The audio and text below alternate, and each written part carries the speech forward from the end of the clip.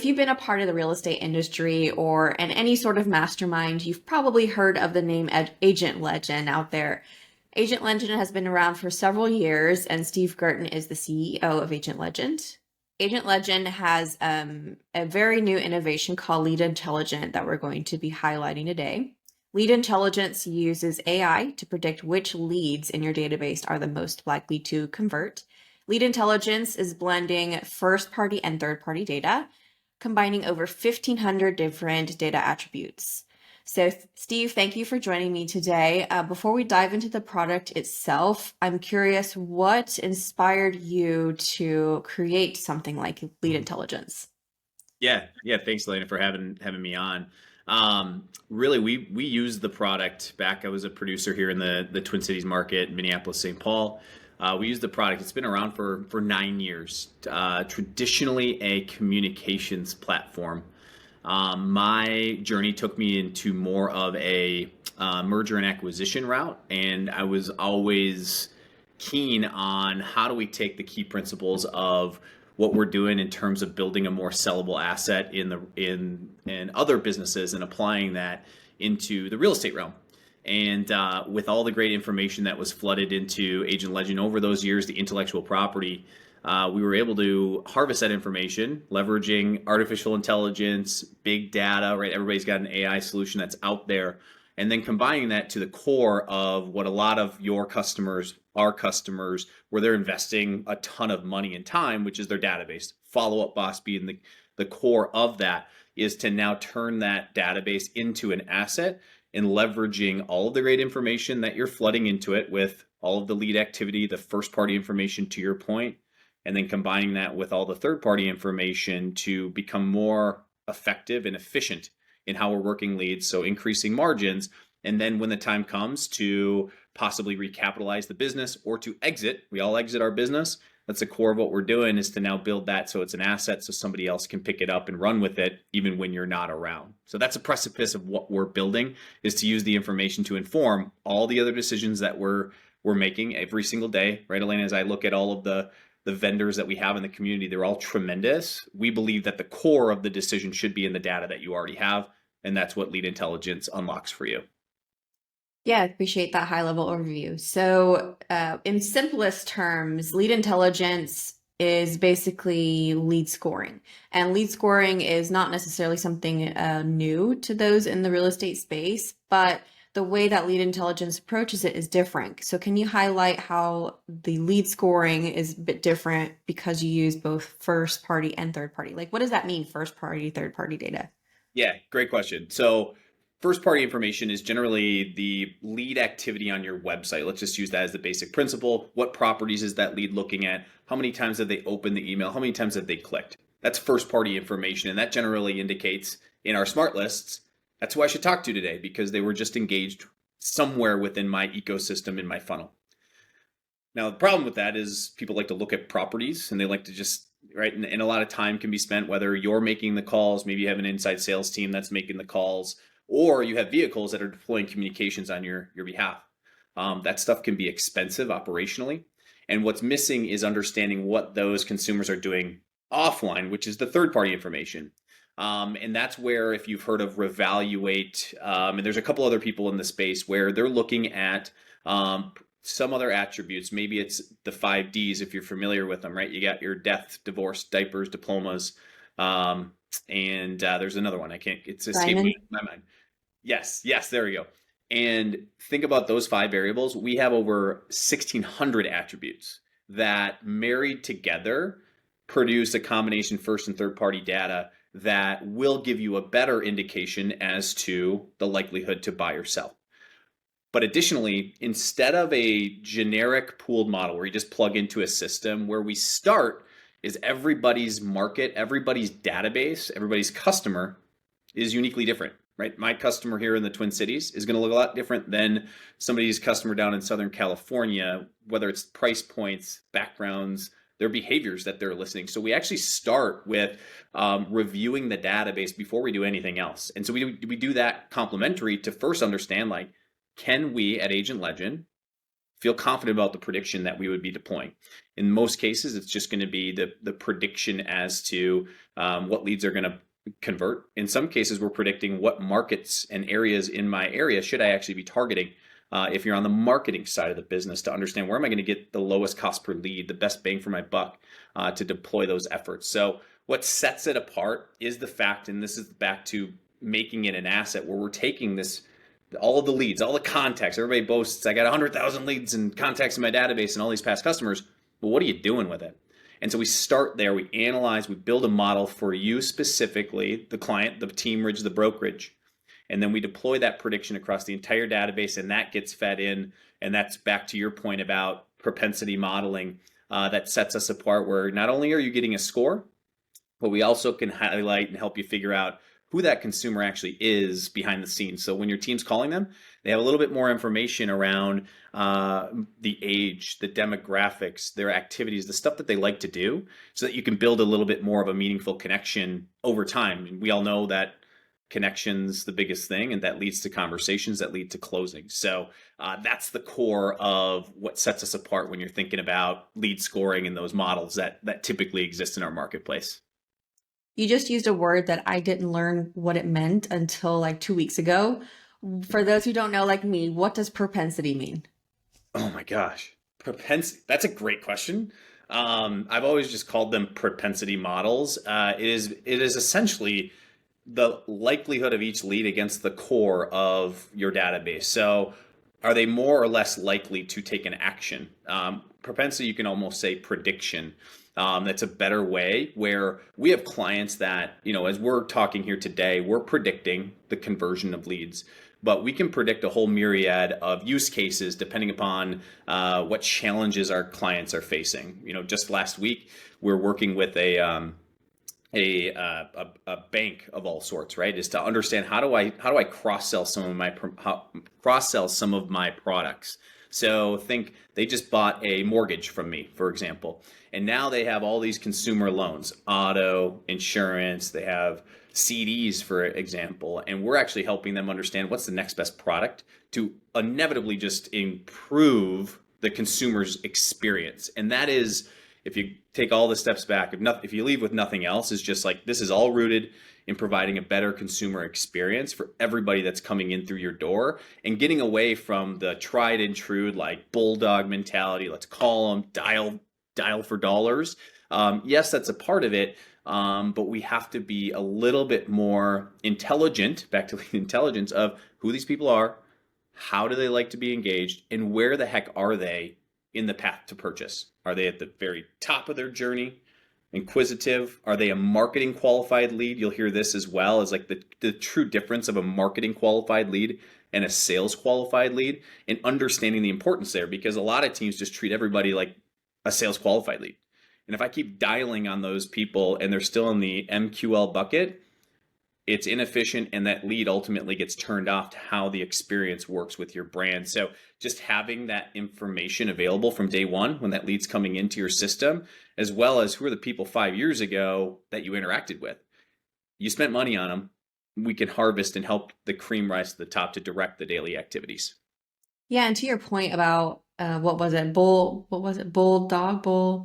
Bulldog mentality. I mean, Bulldog we had mentality. dial for dollars, or bulldog was what we always called it. Where as soon as a lead came in, I remember we would text or call. If the voicemail hit, we'd hang up. We wouldn't leave a voicemail, and our goal was just to get them on the phone. Which there is some conversion. It works, but if we can now help you get smarter with your initial approach, and we move the needle just a quarter of a percentage point, now imagine what that can do to your GCI, and that's what we're trying to do. And what we are doing is really, again, back to the foundation. And then now, how do you leverage all the great tools that are in are a part of the integration suite? We all have our tried and true vehicles.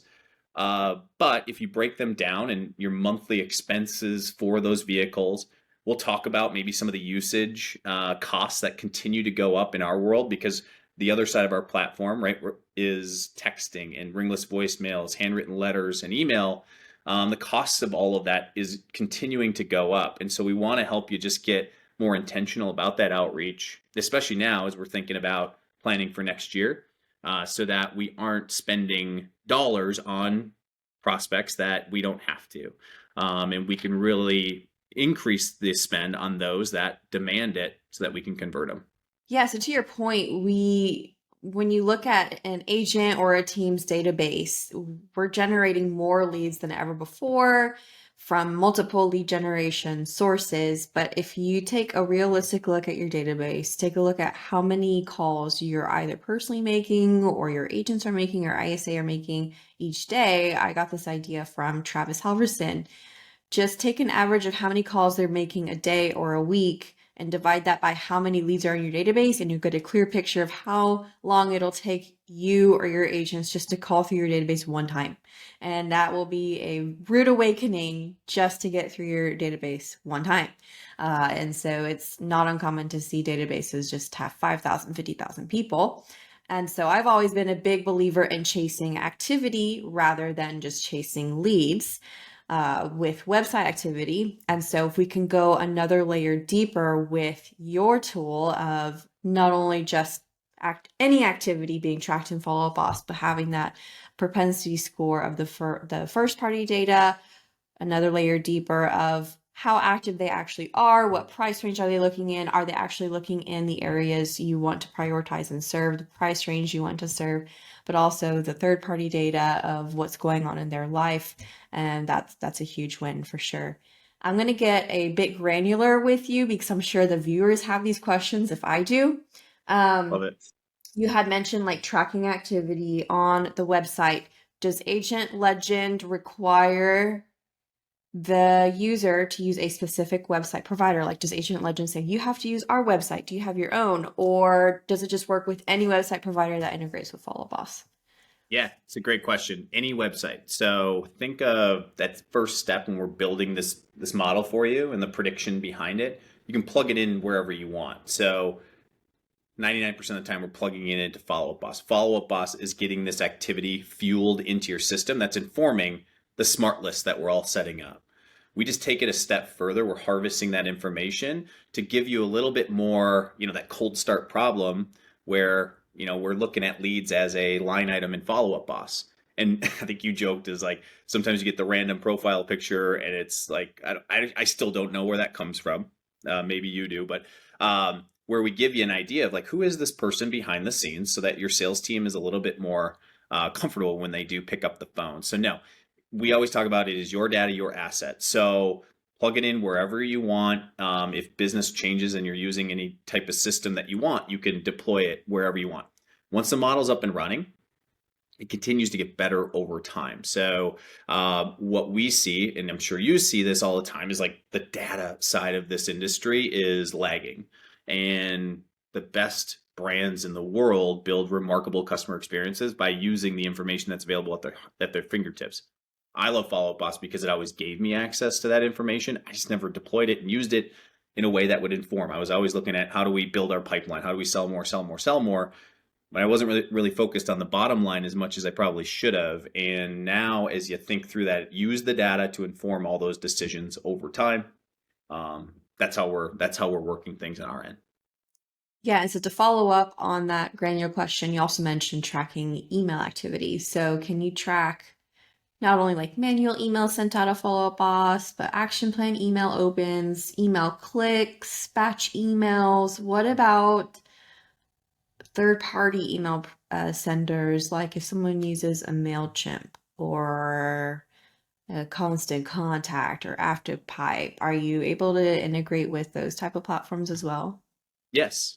Yeah, the data's there. We just use that to train the model. So most of the time, if that's connected info, right, we're seeing all that in real time. Sometimes you have to export that information from a separate system, but you can always train the model to say, here's back to what our past customers were doing right before they transacted. That's how we understand now moving forward what activities we should be looking for. And that indicates, whether this person is a likelier buyer or seller in that whole ecosystem. So the more information you can provide us, the better. And when we report things back, I don't think we're going to talk about it today, but the scorecards that we provide back during the audit is we basically segment the database, right? By score. So think 90 and above are those that we typically are at the iceberg, the top of the iceberg. And in that environment, we're using, understanding who and why that user is ready to transact in that whole equation. And that directs the rest of the list as you're moving forward. Well, on that note, I know a lot of our viewers are visual learners. Do you have examples of what these leads look like in Follow Up Boss? What do the scores look like? What can agents expect to see Yeah, on the yeah, feed? I can try. I don't have like a live example here, but really think about a custom field. I mean, that's what we're feeding the information back into. So because everybody runs their business is unique in its own right, what we feed in are really two big things. It's going to be the score, which is what you've all seen, where 0 to 100 based on where they're at in that path to purchase. And the second thing is going to be a persona. So you've all heard of like a generic name for like an avatar. Who's my core customer? That's oftentimes we provide that for free because again, we start with this database analysis and we actually understand who are your past customers. You may be going after um, affluent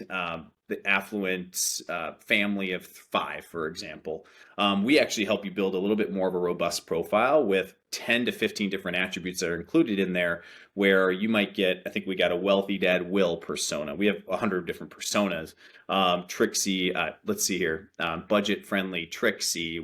And that's how we classify these. And so it allows you then to take that information. Okay, who's tight budget Trixie? Well, we know that that is somebody who's making $65,000 to $90,000 a year.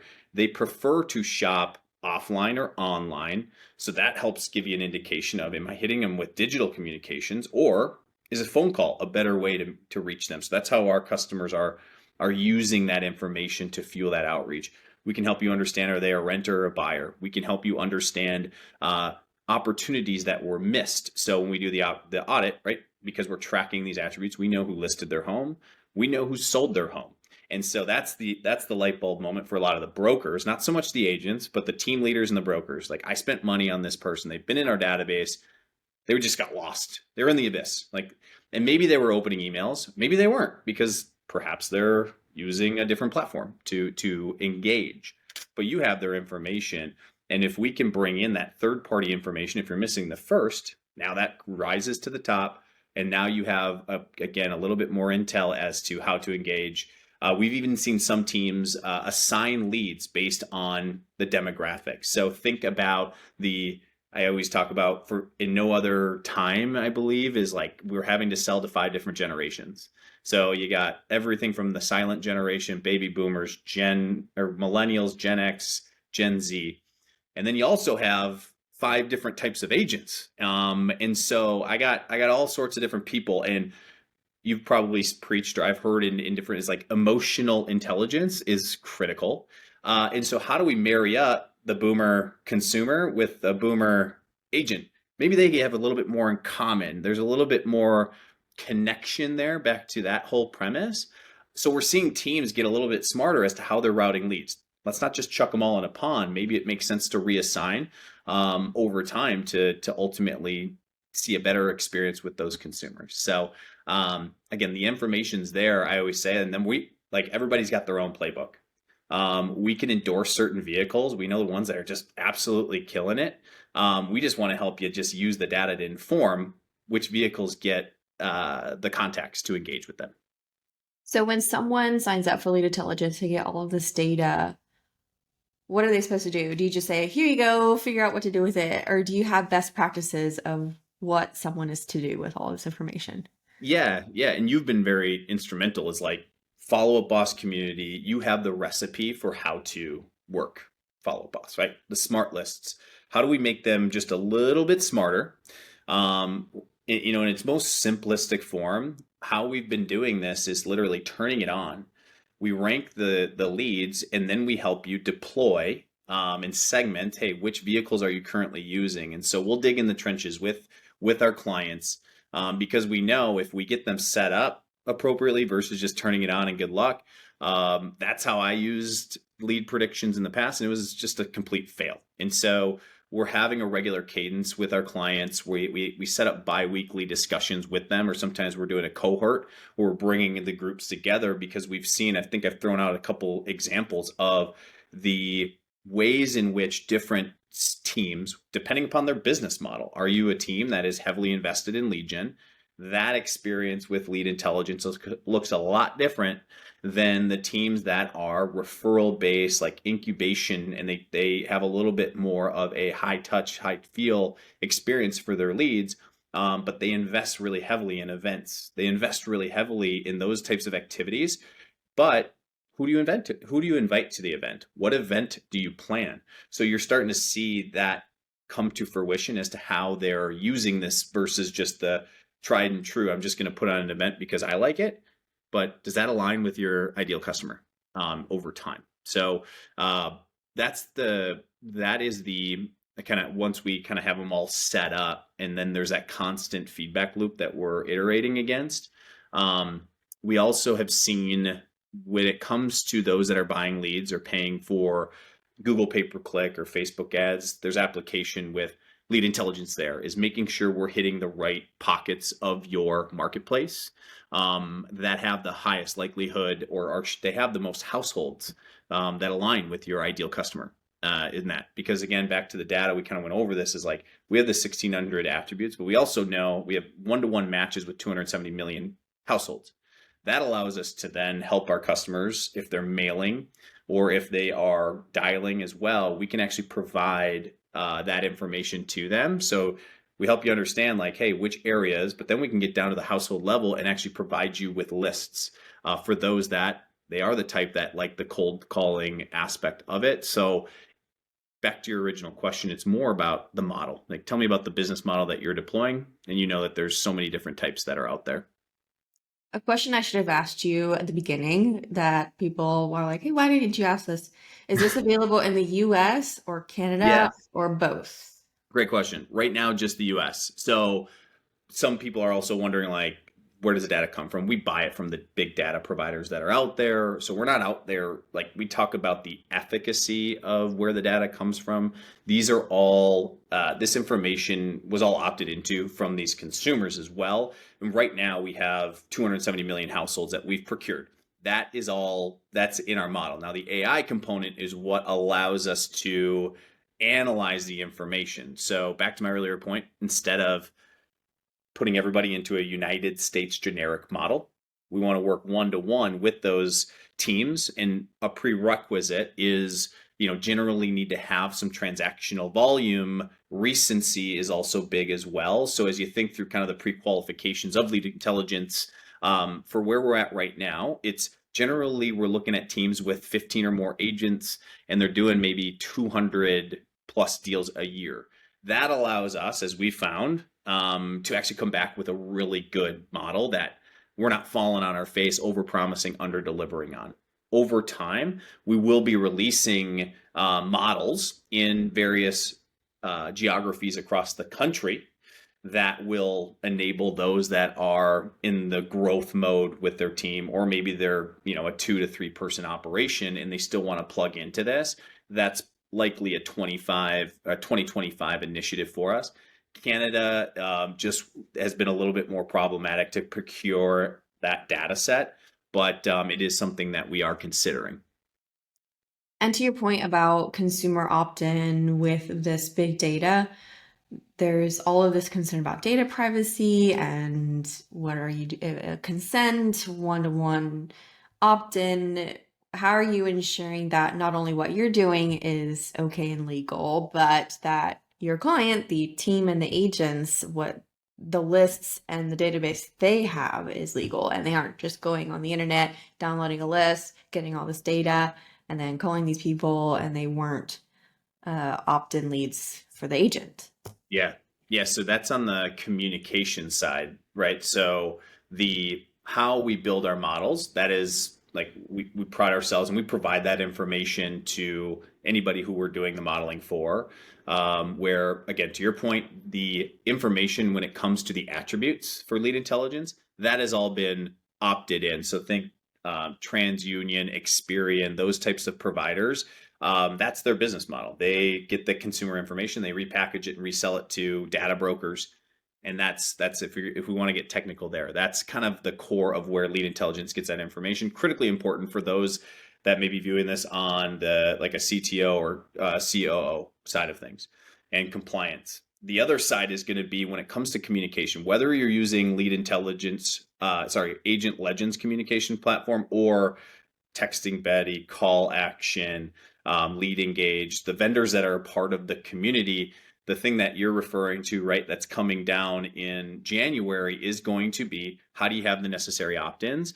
And that is, we talk about making sure that your lead providers or these customers that are already in your database, we're encouraging people to get out in front of that. So all of the vehicles that they're using, to just make sure that these consumers are re-opting in one-to-one with me. And then FUB does an incredible job of documenting that. So once you get the one-to-one, now you're able to consistently engage with value back to where they're at in the path to purchase. And that's where we want people to think is like, don't just buy a shiny object to buy a shiny object and then deploy that to everybody.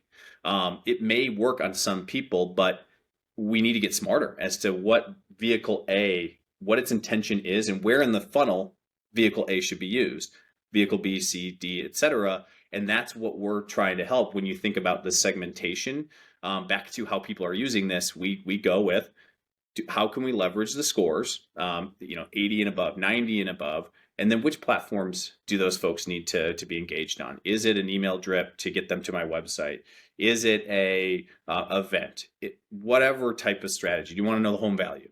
That's how you think through who gets what and when over time. And we can help with that. But ultimately, it's up to the discretion of our clients as well as their vendors to understand, like, how am I going to get the most bang for my buck on your platform? We know we used to be, right, we're in the texting world. So like people, it was a wild west, just text everybody. That's going away. And it already kind of did itself because now it's incredibly expensive to message people, like carrier costs going up. Same with if you're in the mail world, right? Like the postage rates keep going up. Well, how do we combat that? Lead intelligence helps you. Like it's going to help inform, do I need to send a direct mail piece to my entire database? Do I need to send that? Or can I target just a custom segment for those that actually are wanting it? And that's where we want this to go. It's the data-informed decision-making process, which ultimately, right message, right person, right time. We've all heard that. And then you got to measure. And so margins are what I've always been focused on, is like use your data to improve your margins so that you have a better story to tell over time versus, I think you and I know a lot of teams or a lot of producers like to tout, I do 1,000 deals a year. Well, cool. How much is going into your bank account at the end of the year? And we got to really focus on how do we get more operational improvement over time versus I got to go buy more vehicles or, rent that information moving forward. Yeah, something interesting that I'd learned, just a side note and related to this is, I guess it is related. The Teams report that was just released by Real Scout and Tom Ferry revealed that teams have much lower margins than, like larger teams have much lower margins than smaller teams. And a product like Lead Intelligence will help shape a much clearer picture of why that is, of where are you wasting your money, where are you wasting your time. Of making sure you're touching and spending time on leads that actually need your attention. Last question for you, Steve, before I let you go. If people want to learn more about lead intelligence or just Agent Legend as a whole, what's the best place for them to go? Yeah, I think especially with what you're doing, I would encourage them to reach out to yourself. Like you have taken the time to actually understand what we're doing, because sometimes we get the glossy eyes of like, are you going to bring me leads or what are we doing here? So I think when you start talking about data and the importance of it to fuel future business decisions, that's critical. So for those that you're already in the know with, like reach out to yourself. We can always connect. We also just on our website, like we have a capture form that just tell us a little bit more about your business. And then we schedule a quick 30-minute discussion to get started. Very simple. FUB makes it so easy for us where it's a one-click export of your information. or we can directly connect in right away. But oftentimes for the initial audit, where we determine if this is the right fit for those teams, it's at export. We get an NDA and a data privacy agreement in place. That's critically important. And then we report on the results. And then if you want to turn it on, we have a direct integration into FUB. And so think real time data coming back and forth. I mentioned your model will continue to get better as you're tracking the data. So that's typically the first 3 months of like the broker's like, great, I need everybody to log activities in so that this asset continues to get better and better for my organization moving forward. So either reach out to yourself or head to our website, submit that information, and then we just schedule a quick 30-minute call to determine if it's a good fit for you. Awesome. I appreciate your time, Steve. Yeah, thanks, Elena.